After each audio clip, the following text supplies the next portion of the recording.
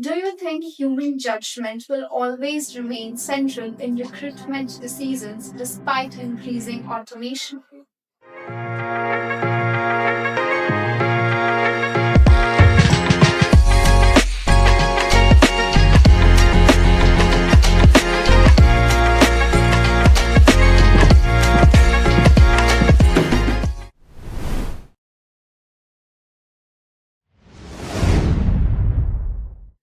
Hello, and I welcome you all to SOA Proxima 2026 in association with Times Now. I'm Gracy Singh, and today I'm joined by Mr.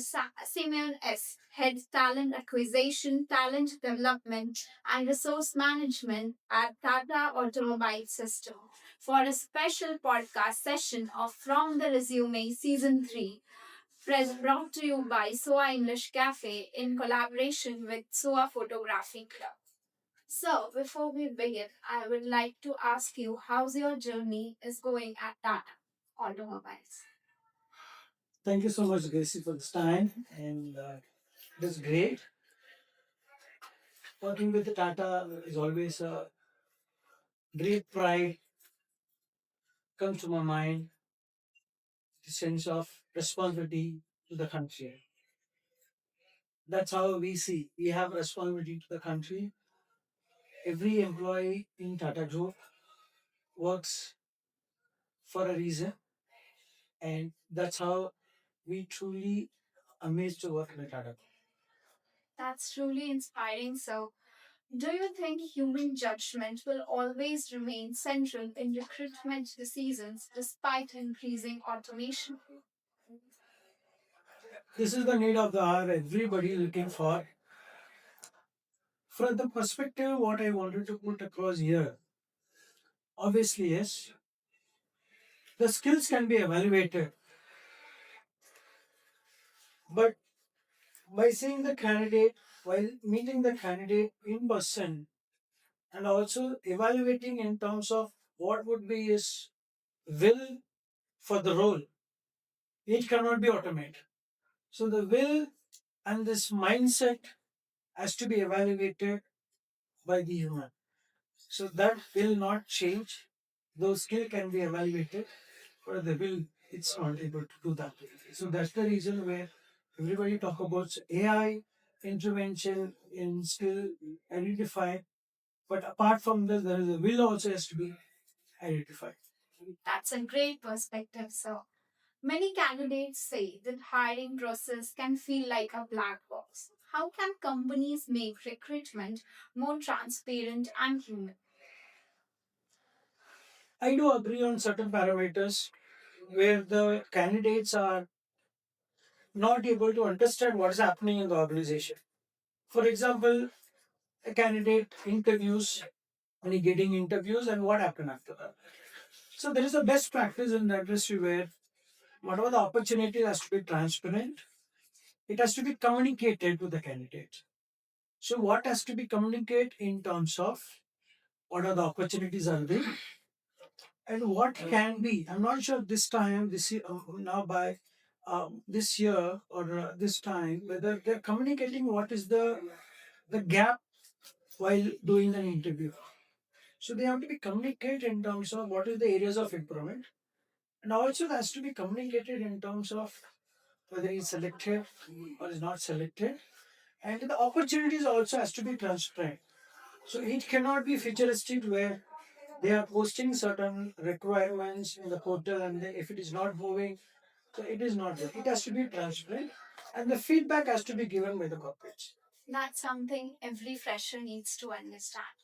What kind of technical assessments best helps recruiters understand whether a candidate is truly job ready or not? There are two-way process, I would say. Candidate is an opportunity, and the organization is a candidate. So in between, there is a thin layer that why is looking for an opportunity. Is it a right kind of a candidate where he approaches well? There are a lot of parameters to check. First, whether the skill is matching, why he is looking for an opportunity, what would be the reason, what would be the location perspective, what would be his career aspirations. So all the parameters where the recruiter has to deep dive on this and then make a judgmental. Recruiter first of all has to satisfy that am I making a candidate select for the next level? Will the candidate is suitable in all the parameters?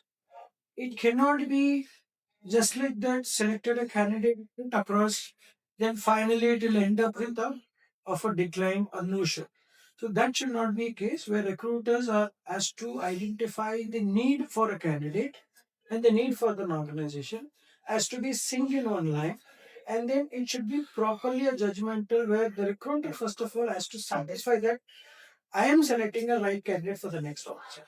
That's truly insightful. So, do certificates and online courses significantly strengthen a resume in today's competitive job market? Yes. On the other way, we will put across how they are going to use this opportunity of the online courses or the certification to give the practical experience.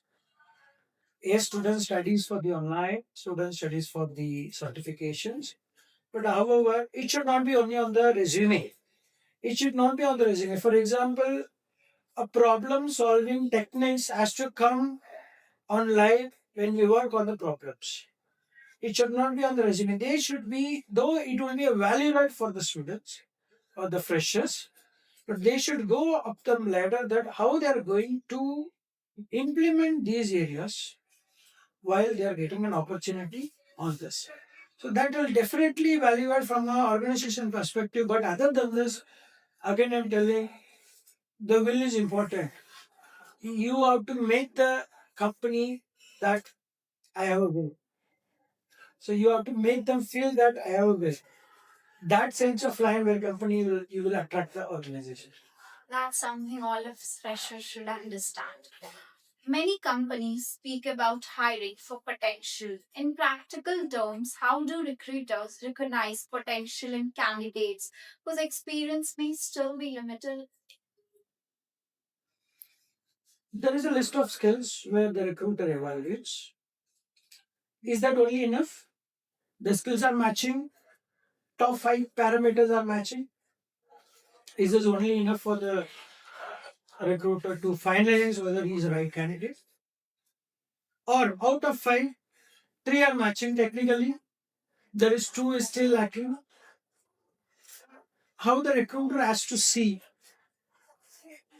is a potential of a resource with the right set of mindset and an attitude, whether he'll be committed in delivering with the past examples or past probing questions to him, so that what kind of a personality he is, whether he'll be committed with the past experience also. So those areas, it is not mandatory that all five parameters has to be potentially evaluated or evaluated.